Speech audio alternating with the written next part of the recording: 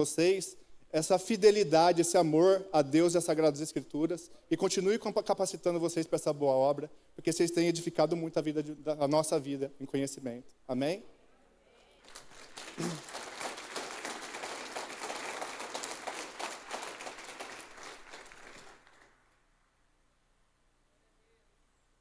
Turma, como o Fernando falou, eu sou Rodrigo Mota, tá? Eu vou falar aqui das 7 dispensações bíblicas. Então a gente vai correr desde Gênesis até Apocalipse, entendendo a progressão da revelação de Deus nas Sagradas Escrituras, a maneira que Deus foi se relacionando com o homem ao longo do tempo.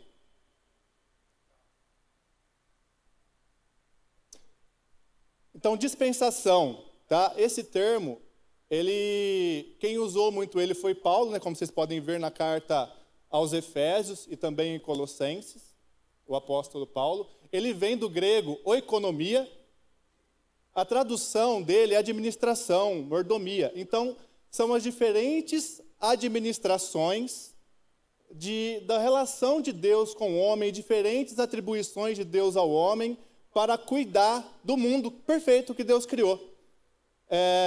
Então, o que é importante a gente guardar desde já, do começo dessa apresentação, a gente já acompanhar esse estudo com base nesse filtro, tá? A história, ela não é aleatória.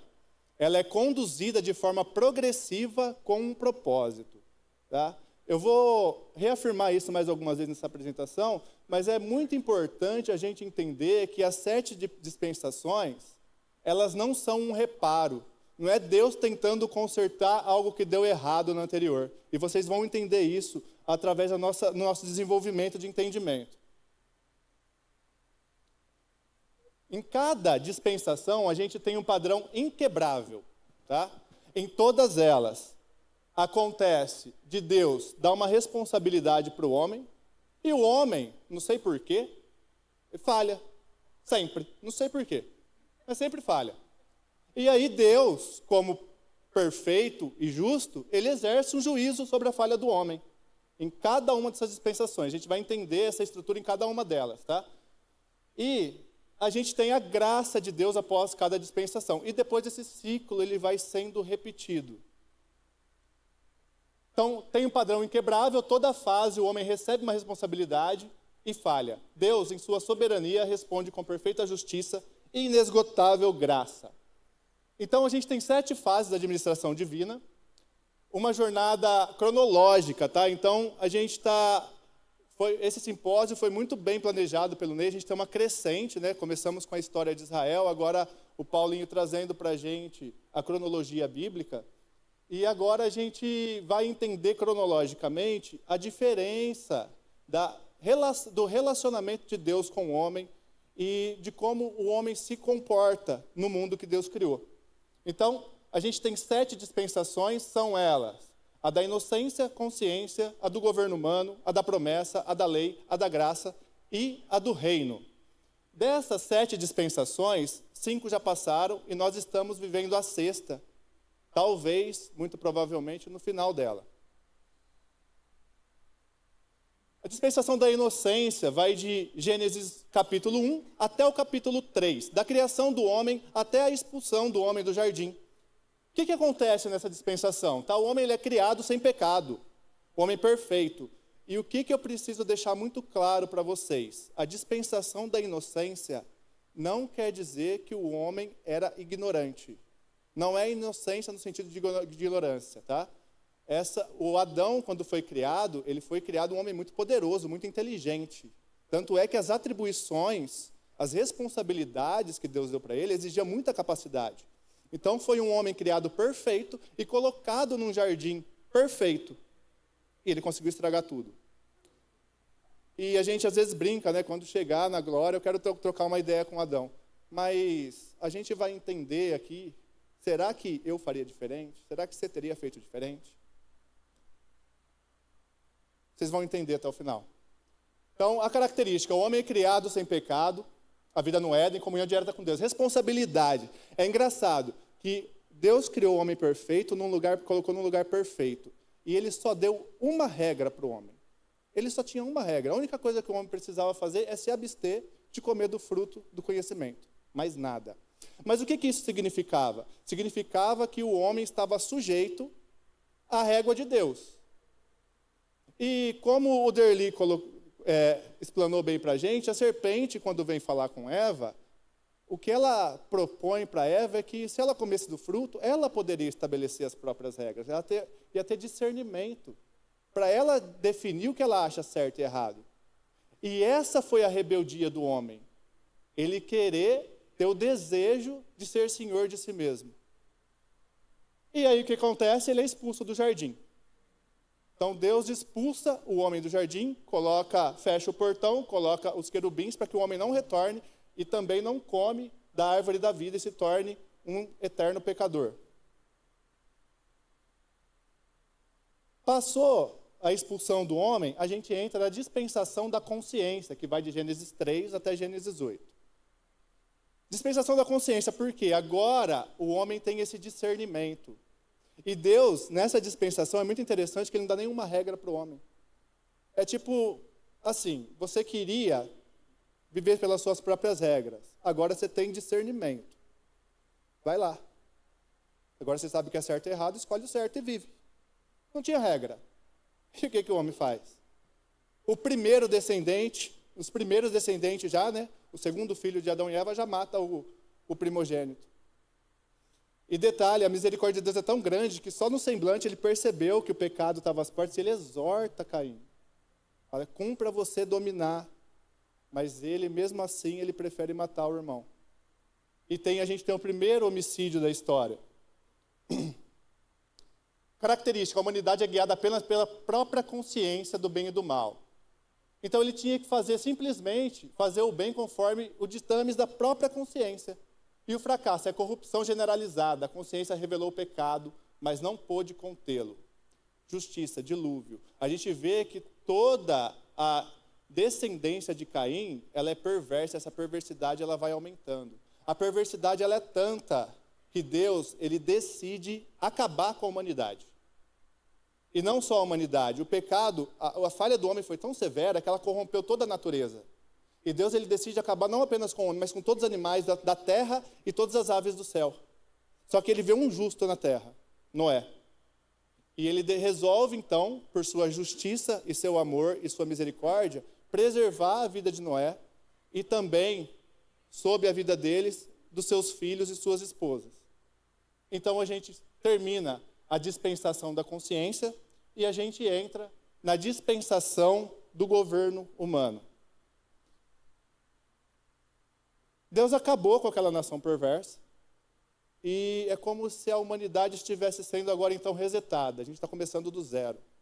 Achou um justo e a terra vai começar a ser povoada a partir dessa descendência de Noé.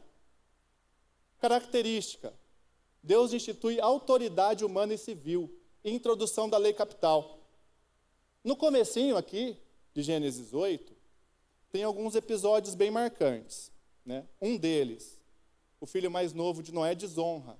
E aí ele é amaldiçoado pelo pai e também a descendência dele. Porque diferente dos outros dois filhos mais velhos, ele desonra o pai.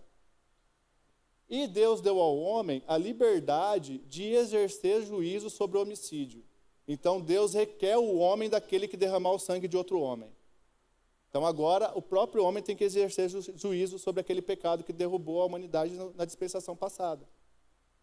A responsabilidade então é governar a terra com justiça e espalhar pelo mundo. Deus também deu algumas atribuições ao homem: dominar sobre todos os animais da terra, se multiplicar e povoar toda a terra. Aí tem um cara que ele é considerado, esse cara ele foi tão poderoso que ele foi considerado um grande caçador diante de Deus, Nimrod. Ele tem uma ideia bem bacana: vamos construir uma torre de Babel aqui e ficar todo mundo aqui, para que a gente faça grande o nosso nome e que a gente não se disperse mais. E como o Derli falou também, que se a gente errar e Deus resolver acabar a terra com dilúvio, a gente está numa torre bem alta que vai chegar até os céus. É o homem de novo desobedecendo a ordem de Deus. E aí a gente vai ver Deus falando: desçamos lá. Então Deus resolve intervir na população. E Deus traz a confusão de línguas. Esse é o juízo da dispensação do governo humano. Essa confusão de línguas faz com que as pessoas não se entendam mais e elas se agrupam entre pessoas que falam o mesmo idioma e essas pessoas começam a se espalhar, cumprindo então, através da intervenção de Deus, o propósito divino. Então a gente dá início à dispensação da promessa. Tudo isso está acontecendo e a gente ainda está em Gênesis 12. Tá? Dispensação da promessa. Abrão. Essa dispensação agora não depende de o homem fazer nada, de obedecer nada. Ela é estabelecida apenas pela fé. Então o chamado exclusivo de Abrão, aliança de bênçãos na terra e descendência. Então Deus promete a Abraão uma terra, ele só tem que acreditar na palavra de Deus, sair da terra dele, da parentela, e ir para onde Deus estava guiando ele, como o Derli falou, sem saber onde seria e qual caminho ia ser, como que ele iria. Só tinha que confiar.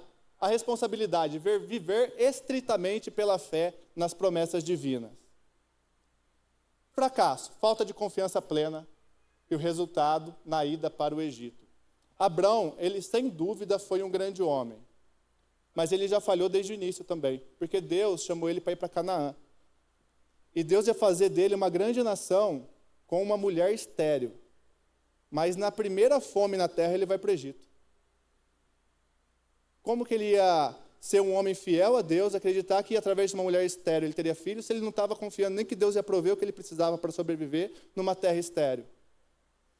E vai tendo várias falhas ali. Tem o relacionamento dele com Agar, ele mais uma vez tentando fazer do jeito dele as coisas acontecer. E a gente tem também Jacó e seus filhos indo para o Egito, quando tem uma grande fome. Resultado, séculos de opressão e escravidão egípcia. Então essa foi a dispensação da promessa. Então a gente vai entrar agora na quinta dispensação, que é a dispensação da lei. Agora, Deus dá um código de leis para o homem através de Moisés, através da tábua da lei. Então a gente costuma atribuir muito isso aos 10 mandamentos. Como Paulinho falou, 6 foi dados para o homem cumprir do homem para o próprio homem, a maioria deles está relacionado ao próprio relacionamento humano, e 4 do homem para com Deus. Mas não é só os 10 mandamentos, na verdade eram 613 leis. E como que o homem recebe essa lei? Na visão do homem, tá? Entendam aqui que eu estou falando a visão do homem. É como se fosse uma escada que levasse o homem à perfeição. Se eu cumprir todas essas leis, eu vou ser perfeito. Mas o que de fato era a lei? O Paulo fala muito bem, que era como um aio. A lei foi feita para o homem entender que era impossível dele cumpri-las. Porque é muito claro, a lei, se você tropeça em uma única lei das 613, você falha em todas as outras. Tanto é que o homem falhou, sempre. O que a gente tinha aqui, no Êxodo, por exemplo? A presença de Deus no tabernáculo, fisicamente. Tá? A gente fala muito da onipresença de Deus, que é uma transcendência divina. Mas a gente tem também a imanência de Deus, que é uma presença relacional. É Deus descendo na terra para se relacionar diretamente com o homem. Eles tinham isso. E isso se repete quando Salomão constrói o templo. O templo ele enche da glória de Deus de maneira que as pessoas não conseguem ficar lá dentro. E tanto eles erraram que eles perderam essa presença de Deus. Foi um dos julgos dessa dispensação, dessa falha do homem. E é engraçado que depois, além disso, a gente tem também a Assíria levando os israelitas cativos e depois Babilônia levando o povo de Judá. O povo de Judá tem uma galera ali que gosta de ficar na Babilônia e não volta. E tem um pessoal que volta e quer reconstruir o templo.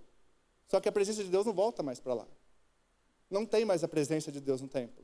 Eles perderam, devido às constantes falhas do homem. E essa dispensação, ela vai durar desde Êxodo 20, de quando Moisés está tirando o povo do Egito, da escravidão, até a cruz de Cristo. E então a gente entra na era atual, na dispensação atual, que é a dispensação da graça. A dispensação da graça, ela muito semelhante àquela época de Abraão, a gente só precisa crer. A gente só precisa crer. Então, característica, formação da igreja, a graça e a verdade reveladas plenamente em Jesus. Qual que é o presente dessa era na forma de relacionamento do Criador com a criatura? Primeiro, disparado, o sacrifício perfeito de Cristo na cruz. Só que, imediatamente após o sacrifício perfeito de Cristo na cruz, o véu, ele é rasgado de alto a baixo. O véu que separava o santo dos santos, que era o lugar que apenas o sumo sacerdote podia entrar para se relacionar com Deus, uma vez por ano. Um único homem, representante de toda a nação, podia entrar nesse lugar uma vez por ano. Esse véu rasgou. E agora a gente tem livre acesso ao Pai. Vocês estão entendendo? Um único homem representante, imperfeito, porque ele tinha que oferecer sacrifício todos os anos. Só ele, uma vez por ano, podia entrar na presença de Deus, para representar os outros homens. E agora Deus rasga o véu de alto a baixo e todos nós temos livre acesso ao Pai. E a gente tem a formação da igreja através do Espírito Santo. Sabe, Deus que a gente está falando, que criou lá o homem em Gênesis, um jardim perfeito para memorar, um ambiente perfeito. Esse Deus que mesmo o homem errando teve misericórdia. Esse Deus que depois do dilúvio levantou uma nova nação através da geração de Noé. Esse Deus, vocês sabem, esse Deus, a gente não consegue saber muita coisa dele, mas é Deus. Agora habita em nós. Aqui, hoje, agora, a gente está vivendo essa era aqui. Esse Deus habita em nós. Qual que vai ser o juízo? Porque talvez vocês não saibam, talvez vocês não acreditem, mas o homem erra de novo, está errando de novo. Então vai ter juízo de novo. Então o juízo dessa dispensação que a gente está vivendo é a grande tribulação. A gente tem um propósito, né? A gente tem, resumidamente ali, 3 atribuições divididas em 3 esferas diferentes, né? Agora que a igreja está estabelecida, o corpo de Cristo. A gente tem uma atribuição da igreja para com a igreja, uma atribuição da igreja para com o mundo e uma atribuição da igreja para com Deus. A igreja para a igreja é comunhão. A igreja para com o mundo é evangelização. A igreja para com Deus é adoração.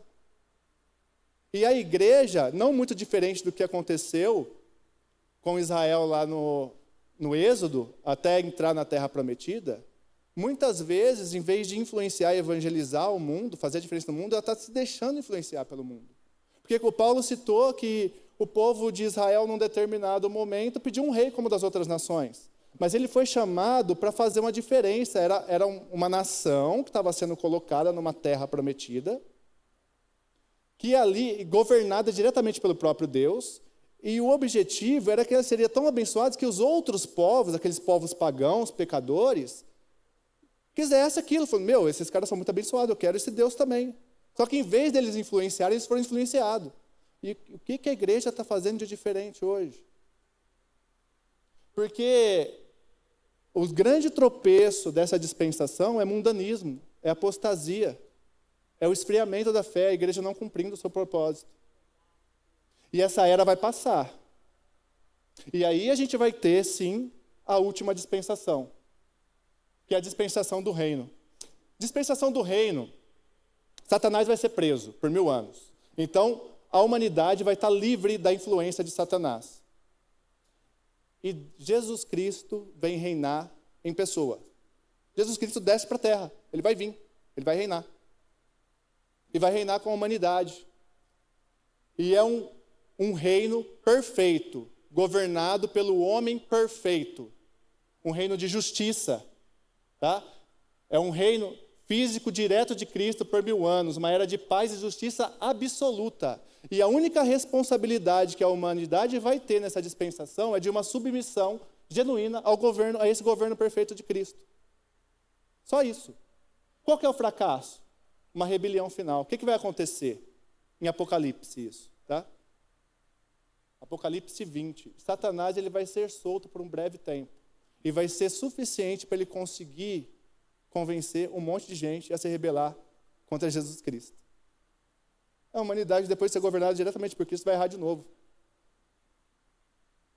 Juízo. A justiça dessa dispensação é o juízo final e o estabelecimento de novos céus e nova terra. E o homem errando em todo o tempo. Aqui, se alguém quiser tirar foto, fica à vontade. Eu fiz um panorama geral de todas as dispensações, enumerando cada uma delas por ordem, as referências bíblicas onde elas se encontram, qual é a responsabilidade em cada uma delas, qual que foi o fracasso do homem em todas elas e qual que foi o juízo divino em cada uma dessas dispensações.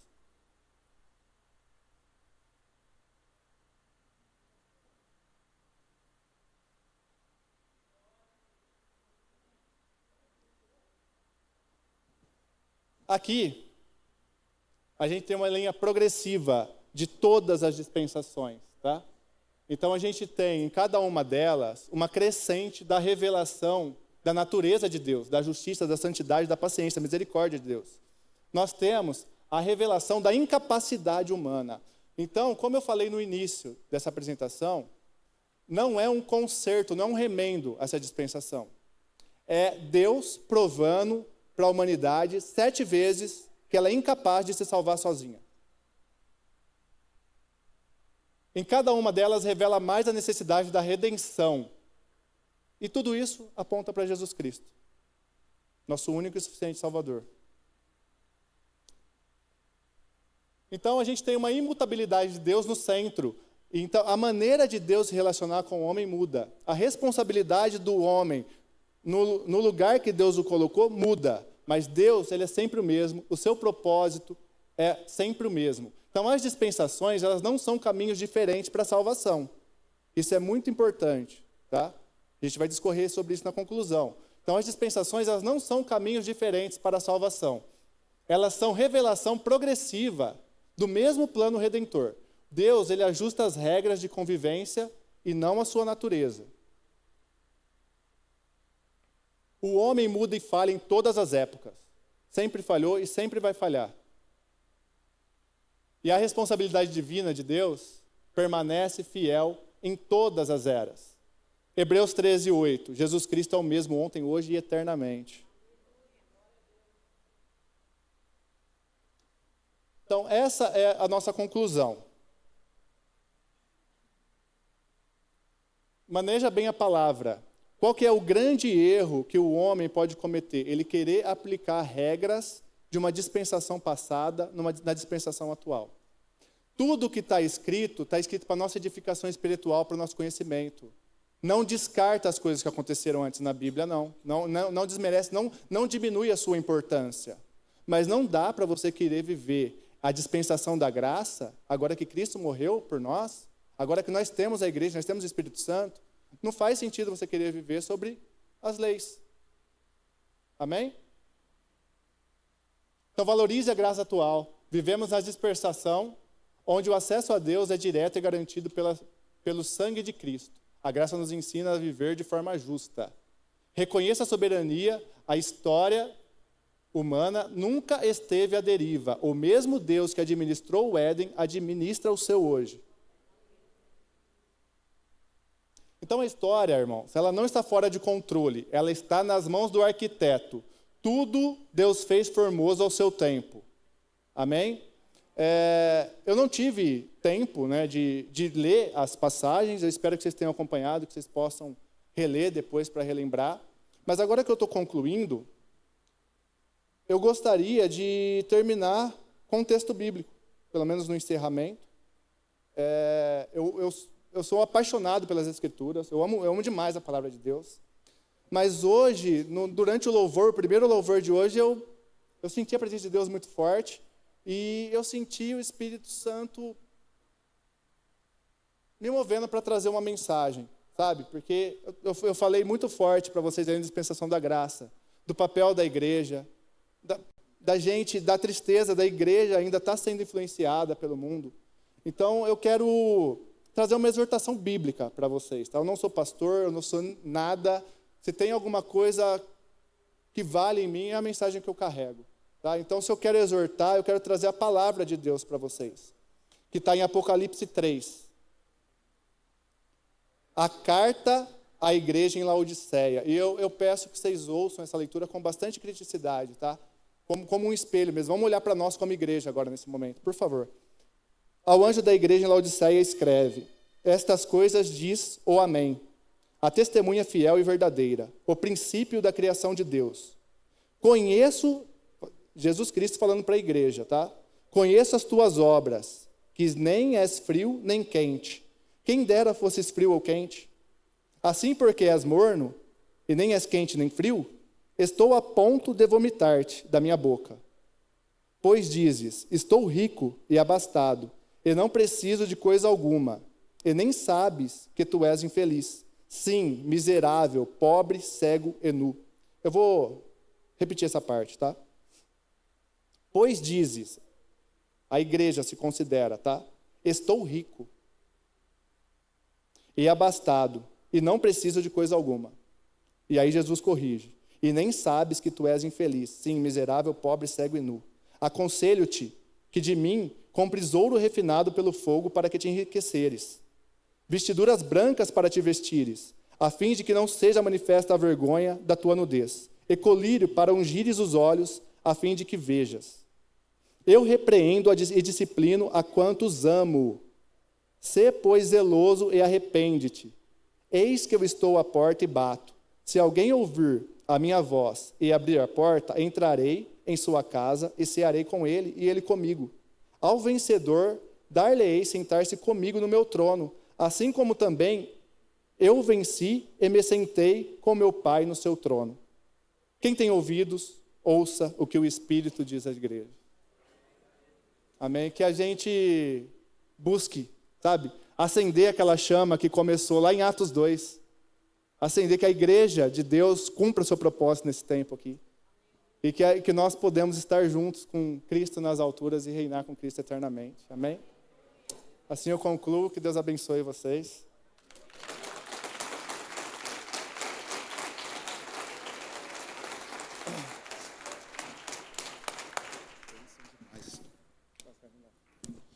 Bênção demais, né, gente? Bênção demais.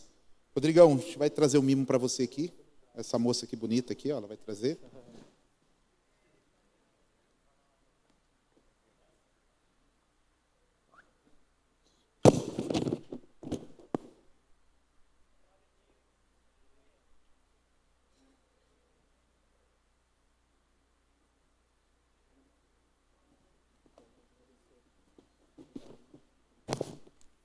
Pessoal, bênção demais, né? As duas últimas ministrações são de alunos da ITQ. É bênção, pessoal. Espera aí que eu vou pegar só o... Pode deixar? Pessoal, estamos chegando aqui na nossa última mensagem.